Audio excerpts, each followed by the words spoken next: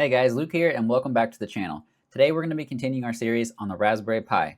In my last video I showed you how to get set up if you were new to the Raspberry Pi, and in this video I'm going to show you how to install Docker. Now, what is Docker and why should you care? Docker is a piece of software that abstracts the operating system environment. WTF, right? Essentially what Docker does is it solves the problem of it runs on my machine, but when I send it to my friend, it won't run on his machine.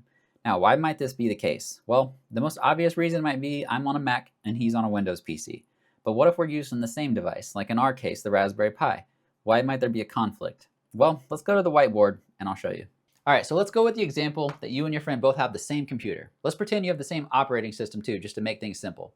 If you start developing an application on your computer and it relies on these dependencies, let's just say one of them is Python, and you have version 3.0 on your computer. When you ship this application to your friend, when he tries to run it, if his file system isn't updated to match yours exactly, it could cause a conflict. For example, here he has Python version 1.8. That could cause a conflict if it's expecting 3.0. And there also could be the possibility that I'm not updated to the most recent version either, and it could be 3.5 and he's beyond me. If they don't match, there could be a conflict. And this was a problem for decades, and Docker solved this problem. When you install Docker, it goes on your PC just like any other program. However, it installs an engine that can run containers. These containers are what contain everything you need to send to your friend so he can run it as well. Essentially, this container is going to have all of the dependencies in it, and when I'm ready to send it to my friend, I'll send him what's called a Docker file. That Docker file is essentially blueprints to build the exact same container that's on my machine on his machine. And you'll notice the most beautiful part about this is it does not interfere with the host operating system. So on his machine, he now has the exact same container I have on mine with the correct dependency of Python version 3.0, but it has not impacted his host machine. He still has the old Python version 1.8.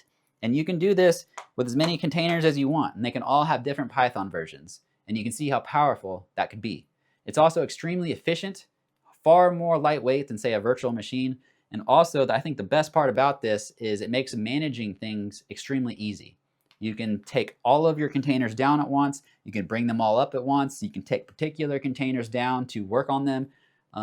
It makes it very modular and efficient, and my brain loves that. Now, this might sound complicated, but I promise it's not that hard. We're going to install Docker in just 2 steps, and then I'll show you how to use it. So let's get started. If you followed along with my last video, you should have a fresh install of Raspberry Pi OS that's updated and ready to go. So on our desktop, if we open up our terminal, we're going to enter the following command. These commands are located in a pinned comment below if you'd like to copy them. I'm going to go ahead and press enter. Alright, once that's finished running, we're going to enter our final command. All this does is add the user to the Docker group, so we don't need to enter sudo every time we run Docker commands. So go ahead and hit enter, and that's it. So we're going to reboot our device. Alright, once our system reboots, if we open our terminal back up, if we enter Docker version and then hit enter, if I make this window just a little bit bigger, if everything was successful, you should see the client and the server of the Docker engine. If you're following along with this series, you'll be on version 29. Alright, now that we have Docker installed, I'm going to show you how to set up and run your first container. To make things easier to follow along, there's just a few core concepts that should be understood. So these are the Docker core concepts. The first 3 are just related to the build cycle. So a Docker file is what you use to build an image, and then your image is what's used to run your container. The only other 2 things you really need to be aware of are networking and volumes for now. Networking is pretty self-explanatory. Every Docker container has its own IP address, and that's how you map to your host IP address if you want to be able to access it from the internet, say, or if you want your containers to communicate with each other. The other term is volumes. And basically all this is how you map your storage to your host drive. And the reason you would want to do that is containers are what's called ephemeral. They're built fresh from this image, so while they're running, any data that's generated within them, when you stop it, it goes with it. Because when you start it back up, it's building it fresh from this image again. So if you want data to persist so that it's the same next time you start it, you have to map it to your host drive for a location to store it. Okay, so let's install our first container. As I mentioned, a lot of interaction with Docker happens through the terminal. So to make things a little simpler and more visual, we're going to install a container called Portainer. And its sole purpose is to create a dashboard that you can view in your browser that gives you a high-level overview of everything that's happening in Docker. It'll show you all your containers, all your images, how they're mapped, the status of them.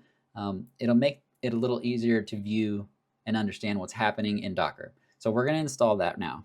All right, so back on our Raspberry Pi desktop, if we open up the terminal, we once again have just two commands to get this container up and running. The first one is setting up its volume, which is where you store the data.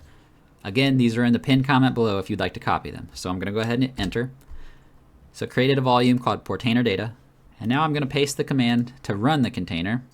So this is the Docker run command. All it's doing is mapping the ports. It's telling it what to name it. It's telling it that when you restart your Raspberry Pi to always restart the container as well. It's mapping the volume. And finally, it's listing which image to pull. So I'm going to go ahead and hit enter. Once that's finished, your Docker container should be up and running. In order to access it via the browser, we have to know the IP address of our Raspberry Pi. If you're not sure what that is, you can hover over your internet connection up in the top right corner of the taskbar and it will list your IP address. Please note there may be multiple IP addresses here now that Docker has its virtual network up and running. You'll want the one related to your Wi-Fi or Ethernet connection. In my case here, it's the one that ends in .222. So once you've got your IP address, you can go to a browser on the same network as the Raspberry Pi and enter your IP address followed by the port to be able to access Portainer. You can do this on the browser of the Raspberry Pi or a browser on your computer. I'm going to use the browser here on my computer just as an example. So we're going to enter the HTTPS:/ and then our IP address that we just got followed by our port that we set up. So I'm going to go ahead and hit enter. Now just a note, Portainer uses a self-signed SSL, so you may have a pop-up before you get to this page just telling you your connection isn't secure, but you're running this on your local network and you know what you're accessing here, so no big deal. So once you get to this page, all you have to do now is create your administrator user. So I'm going to change this to my name, Luke, and then we'll enter a password. Once you've chosen your username and password, I highly recommend that you uncheck the allow collection of anonymous statistics. I personally think all software should automatically opt you out unless you choose to give them your data, but that's neither here nor there. So go ahead and create user. And once you get to the environment wizard here, all you got to do is click get started. So this is our local Docker environment. If we click on it, and now we have a dashboard that shows us everything that's going on in Docker. We can view our volumes, our images, our containers. If I click on the container list here, we can see Portainer, which it says is running. So in our next couple projects that we get running, you'll see those listed here as well.